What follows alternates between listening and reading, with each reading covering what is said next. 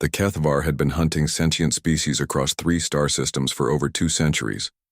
Standing 12 feet tall with razor-sharp claws and predatory instincts honed by millennia of evolution, it was the apex predator of the Andromeda spiral. Its ship's sensors had detected the small human outpost on Kepler 442b 3 weeks ago, and it had been patiently stalking its prey ever since. The outpost housed only 17 humans, a laughably small number for what the Kethvar considered a proper hunt. But the galactic database indicated these particular humans were classified as emergency response specialists, which translated roughly to those who run toward danger. The Kethvar found this amusing. Most prey species fled from danger. These humans seemed delightfully backwards. Commander Sarah Chen was reviewing the weekly supply manifest when the proximity alarms began shrieking.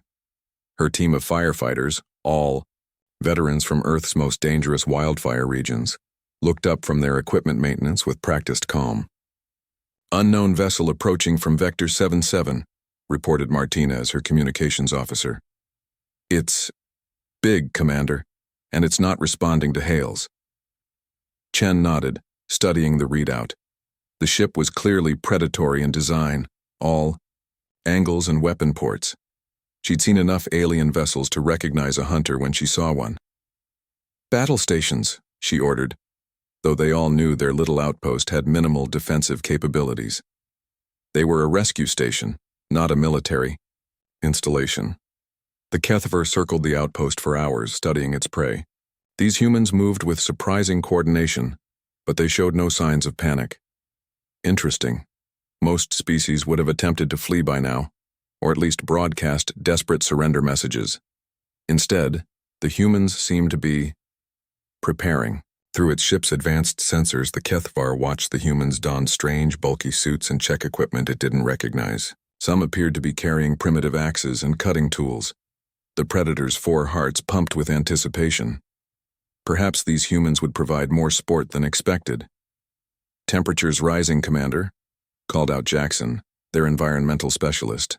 "Something's wrong with the atmospheric processors." Chen frowned at her readings. The station's temperature had increased 15 degrees in the past hour, and the air was getting thick. "It's not the processors," she realized. "Someone's superheating our atmosphere from the outside." The Kethvar had decided to cook its prey slowly, raising the station's internal temperature to a level that would drive the humans into panic. It had used this technique before on other species. The desperate need to escape the heat made them easy targets when they finally attempted to flee. But the humans did something unexpected. Instead of panicking, they got to work. "This is just like the Brisbane station fire," Chen announced to her team. "Remember the protocol: controlled ventilation, thermal barriers, and systematic cooling procedures." The Kethvar watched in growing confusion as the humans began sealing off sections of their station, not to hide, but to create fire breaks. They moved through the superheated corridors with equipment designed to function in extreme temperatures, systematically cooling critical areas, while maintaining breathable atmospheres in designated safe zones. "Jackson, Rodriguez, get the thermal lance ready. We're going to create emergency ventilation," Chen ordered. "Martinez, prep the foam dispensers. Treat this like a Class A fire with electrical complications." The humans began cutting holes in their own station's hull with precision tools, not in panic, but with the calculated expertise of people who had fought structure fires in 200-degree heat. They created controlled ventilation points that allowed the superheated air to escape while maintaining structural integrity. The Kethvar had never seen anything like it. Its prey was not only surviving the thermal attack, they were actively countering it using techniques the predator didn't understand. "Sir," Martinez called out, his voice steady despite the sweat pouring down his face, "I'm reading massive heat signatures in sections C and D. Want me to deploy the suppression system?"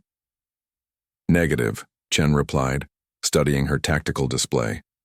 "Let's give our visitor something to really think about."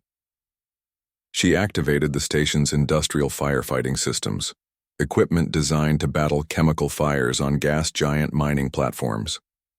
Massive jets of flame-retardant foam began coating the station's exterior, not just cooling it, but creating an insulating layer that made further thermal attacks ineffective. The Keithvar's confusion turned to alarm. These humans weren't just surviving, they were adapting. And the foam covering their station was interfering with its ship's sensors. That's when the humans did something that defied all of the Keithvar's hunting experience. They went outside. Chen led a team of 6 firefighters in full hazmat gear onto the station's exterior. They moved with the confidence of people who regularly entered burning buildings to save lives.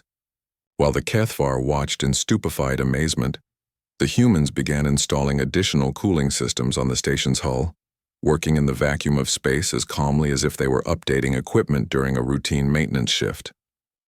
Temperatures dropping to normal levels, Commander, Jackson reported from inside. Whatever you're doing out there, it's working. The Keithvar finally understood the classification in the galactic database. These weren't just emergency response specialists. These were beings who had evolved to thrive in conditions that would kill most other species. They didn't run from danger. They studied it, analyzed it, and then systematically dismantled it. For the first time in its 2-century hunting career, the Keithvar felt something it had never experienced before: the cold touch of fear. Chen's voice crackled across the comm system as she sealed the last cooling unit in place. Unknown vessel, this is Commander Chen of Firebase Alpha 7. We've successfully countered your thermal attack. We're prepared to demonstrate our firefighting capabilities on your ship's engine core, if you'd like a more direct lesson in heat management. The Keithvar stared at its tactical display. These humans had just threatened to board its ship and fight a fire in its engine room, not as an act of desperation but as a professional service offering. Without another word, the apex predator of 3 star systems quietly powered up its engines and left the system, making a mental note to update the galactic database. Humans marked as emergency response specialists should be reclassified as extinction-level threat to all known predator species. As the alien ship disappeared into hyperspace, Chen removed her helmet and smiled at her team. Well, that was a nice change of pace. Anyone else miss the excitement of a real 5-alarm? Fire? The laughter that echoed through the station would have terrified the Keithvar even more than their competence had.